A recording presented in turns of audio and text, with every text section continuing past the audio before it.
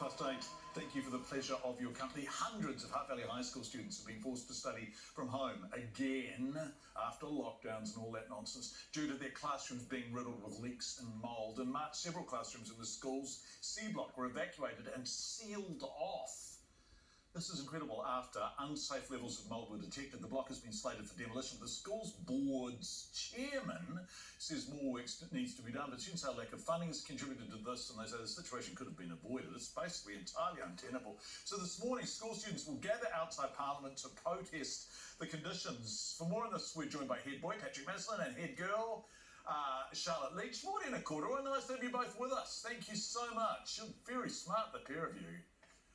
By golly, go Hutt High. Banging it out of the park. What a disgrace. How did it get so bad, you two? Just severe lack of systemic lack of funding in education and infrastructure. Yeah, so basically we don't own the school buildings, so we're just the tenant, so we can't do anything to them without the ministry basically leading us, which they haven't. So it's just got to a point where, a crisis, and we've been sent home. So that's not ideal, obviously. No, and you're right. You're in year 13, right?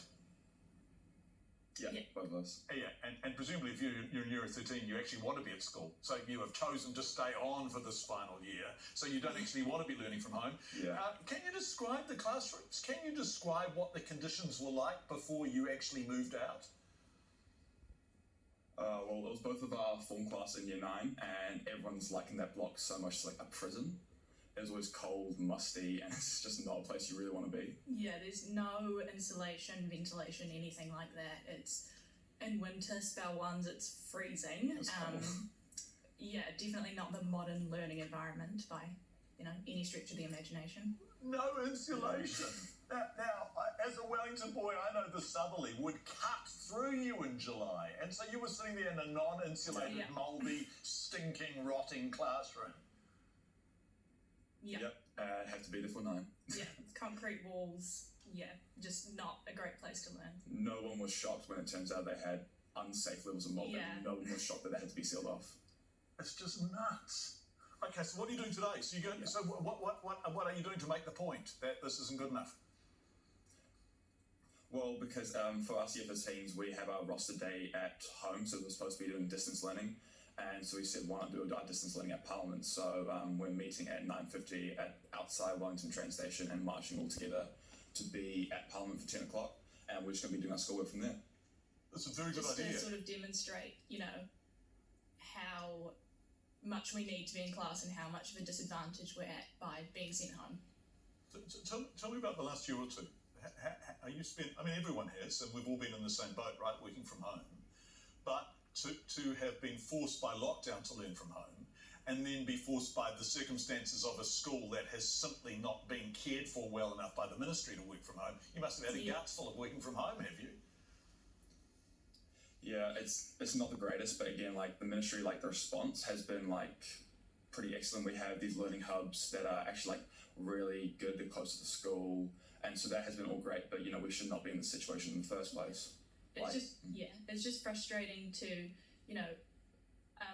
all secondary schools in New Zealand had to learn from home last year. There's nothing we could have done about that. But this year, it's just us, and we shouldn't be in this position. It could and should have been avoided. So it's just. Yeah, very frustrating. And that's why we are protesting. Yeah. And what's happening? So when will this be rectified? So will it be fixed by next year? We are planning to put a portacom classroom, so a temporary classroom, on one of our football fields. Hopefully be ready for mid-term 3. So hopefully we are to be completely back at school, everyone there. So, but then from there we have C block demolished, and again, I don't know the timeline, how long it will take to get built. Yeah. Okay. So the temporary classrooms, we're not quite sure how long they're going to be there before we get a full rebuild of the affected classes. Right, temporary classrooms in the middle of the football field aren't ideal, right? Although I guess it's better than being in a stinking, rotting, mouldy... Yeah.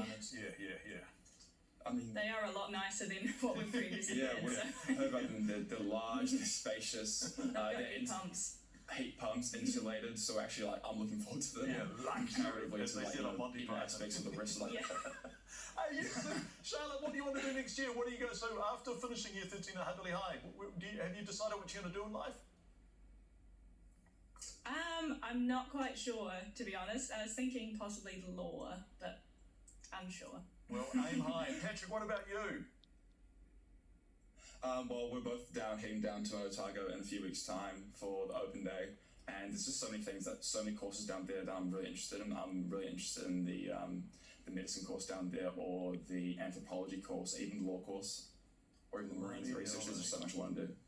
Yeah, and you're going to, so hold on a sec. So you're going to go from a freezing, mouldy classroom at Hutt High to living in a flat on Castle Street. Well, Flat on Castle Street. So you'll be prepared. I mean, you'll be hardened for Dunedin, won't you? Yep. Yeah, we're ready for it. We're ready for it. Yeah. How's school been? Has it been good? How's Hutt High, other than the classrooms? How's it been? Great, yeah, Great. good. Yeah, I mean, I love Hutt High because of the community. I think, everyone gets along quite well. Yeah. And even though we have to do distance learning, like at the hubs yesterday, it was actually like fun being able to just go with your friends and being able to study like together, even though you have different classes at the same time. Yeah, I think the school communities really come together to, help out the senior students and to make sure that we're, the disadvantages as small as possible. So Yeah, the community both between the junior school, the senior school, and the staff as well is just a great place to be. Well, we really wish you both well. And when you are lawyers, doctors, anthropologists, or whatever, we know that you will make our country a better place. So Charlotte Leach and Patrick Madison, thank you so much for joining us. And congratulations for being outstanding head boys and head girls for Hutt High. It's been really lovely to meet you both. And we hope your school gets sorted out, and we hope that your tertiary studies are everything that you want them to be. It's really nice to meet you, and good luck with your protest today at Parliament. Okay. Thank you. Making news this morning.